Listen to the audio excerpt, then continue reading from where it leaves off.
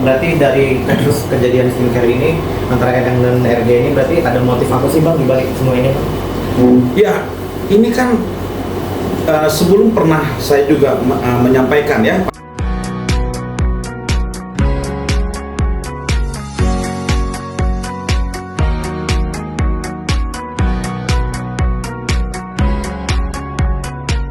Pandangan pribadi saya perihal perkara hukum mengenai skincare ini, apalagi sekarang menjerat NM kan gitu, ditetapkan sebagai tersangka atas pasal dugaan pemerasan dan juga TPPU loh.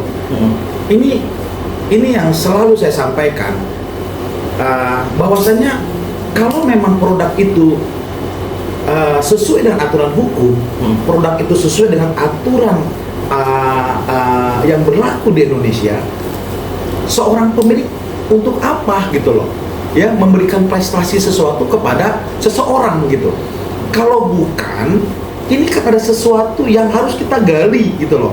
Ada mungkin indikasi produknya nggak sesuai ya, karena NM ini begitu kuat di media sosial ya, mempengaruhi masyarakat banyak mengenai produk-produk skincare.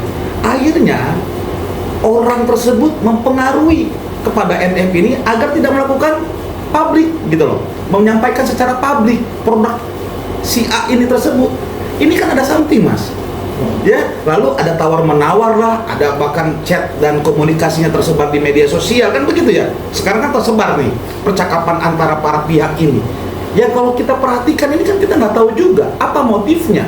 Apakah motif RG ini memang benar tulus ya, maksudnya anggap begini mas, RG memahami produknya mungkin ada yang tidak sesuai, lalu di mekanisme internalnya dia memperbaiki itu. Kemana? Ke BPOM gitu ya. Misalkan dia punya hak merek, dia perbaiki, dia ajukan ke Kemenkumham, misalkan ini mas, gitu loh.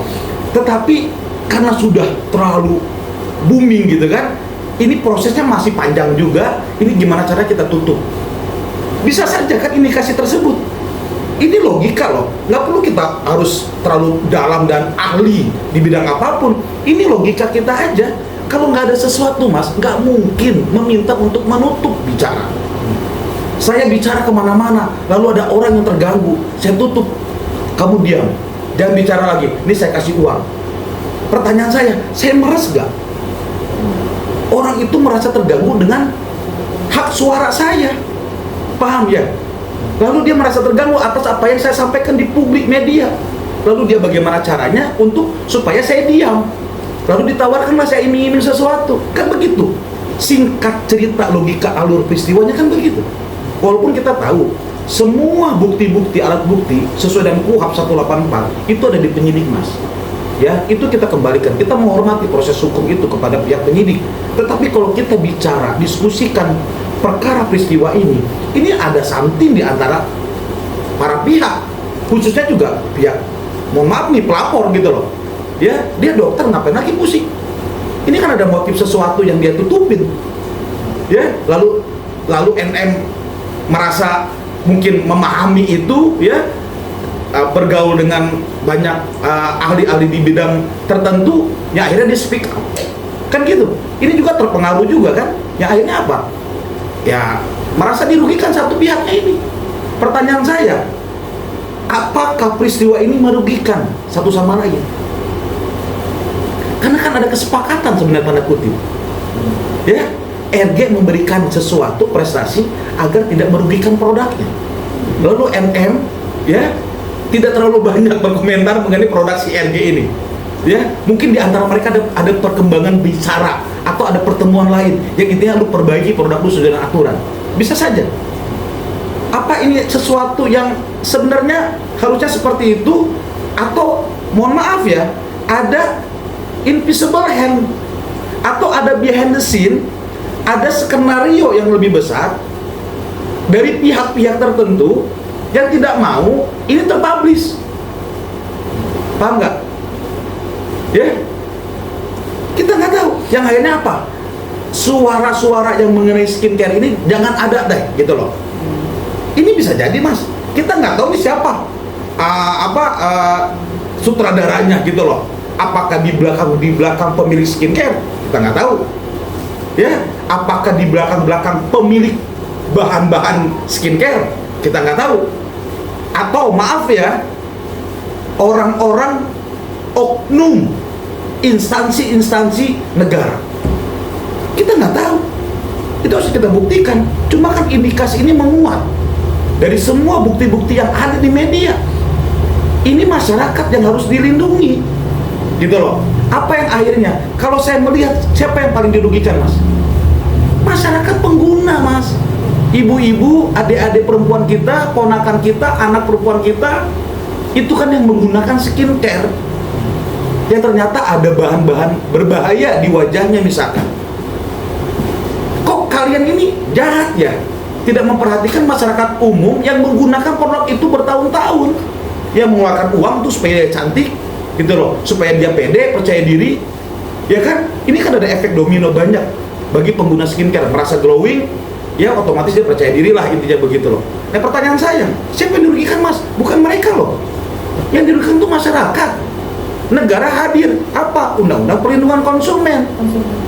Makanya dari di wawancara media sebelumnya saya sampaikan, mohon masyarakat yang merasa dirugikan segera pengaduan ke BPOM, gitu loh, atas produk-produk skincare yang dianggap terindikasi tidak janjinya sesuai. Ini kan bisa menjerat semua pemilik skincare loh, Mas. Ada kan di berita di Makassar kan, kalau tidak salah, betul nggak? Ya, di Sulawesi Selatan ya, ada beberapa pemilik ya, yang akhirnya dia terjerat pidana. Kenapa? Terindikasi bahannya dilarang. Kenapa sekarang masyarakat pengguna skincare ini, yang banyak ini di Indonesia mungkin jutaan, ya, itu tidak melaporkan kalau memang terindikasi melanggar. Kan gitu. Ini kan ada mekanisme juga, Mas, gitu loh, termasuk BPOM, dalam hal ini Badan Pengawasan Obat dan Makanan. Seharusnya dia lebih menguasai produk-produk yang memang diedarkan untuk masyarakat umum seperti itu. Bang, kalau misalkan NM waktu itu nggak menerima uangnya, itu bakal seperti apa? Nah, kalau tadi kita kupas sedikit ya mengenai tata kelola NG-nya, kalau dia yakin produknya benar ya oke kan? Ngapain dia pusing-pusingin begitu? Nah, masalahnya gitu kan, kenapa NM menerima uang? NM speak up, NM bicara kepada masyarakat melalui media sosialnya kan, memberikan informasi produk-produk mana yang memang sesuai, mana overclaim, kan begitu. Dia bicara atas data yang dimiliki mungkin oleh pergaulannya yang menyangkut soal ukuran produk-produk yang dilarang sama yang tidak, kan begitu. Seharusnya itu sesuatu yang baik, Mas, untuk masyarakat. Tetapi salahnya kalau dalam pandangan saya, MM menerima uang dari pemilik skincare. Ini nggak bisa kita pungkiri, Mas, ini fakta. Karena memang percakapannya itu kok bisa 2 kali ya, dia menerima, dan itu uangnya besar, Mas, 4 miliar. Seharusnya kalau memang MM itu tidak nerima, itu lebih hebat lagi dia. Ya, dia akan lebih baik dalam bagaimana menjaga kepercayaan publik terkait produk skincare yang memang indikasinya melanggar hukum, gitu loh. Ini yang harus kita uji.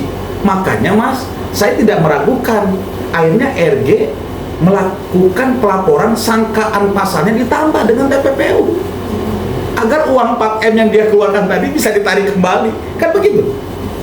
Hanya ini caranya. Makanya ini dahsyat bagi saya, ada sesuatu grand design yang dibuat supaya tetap balik, gitu. Siapa itu? Ya mungkin saya pikir masyarakat memahami lah, ya, siapa-siapa yang mungkin ya terindikasi bermain dalam peristiwa hukum seperti ini, gitu.